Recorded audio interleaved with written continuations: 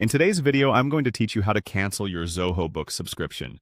If you're ready for a change and need to know how to manage your subscription settings effectively, this step-by-step guide will be your trusty companion as you navigate through the process. Let's dive right in. First, you'll need to visit the Zoho Books website. Open up your preferred web browser and navigate to the Zoho Books homepage. If you're not already signed in, be sure to log in with your existing account credentials to access your dashboard. This will be the main interface where you'll handle your financial management tasks. Once you're on the home page, look toward the bottom left corner. You'll find an icon or button labeled Settings. Clicking on this will open a menu that contains various options for configuring and managing your account settings. Now, from within the Settings menu, one of the options you'll spot is Manage Subscription. Select it to proceed to the next phase of the cancellation process. This page is crucial because from here you can handle all things related to your subscription status, including upgrades, downgrades, or cancellations. Take a moment to explore this section if you haven't before.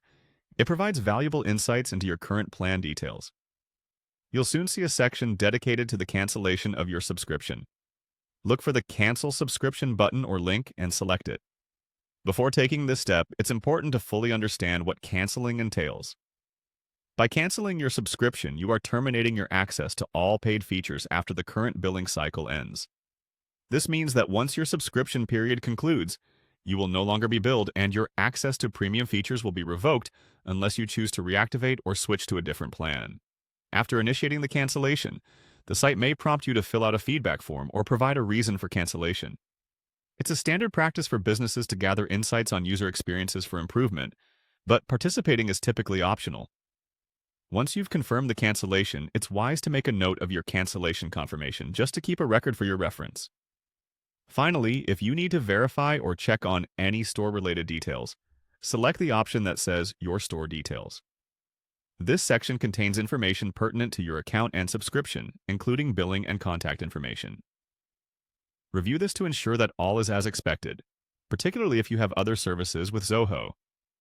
Keeping your store details updated can prevent any issues with future transactions or communications.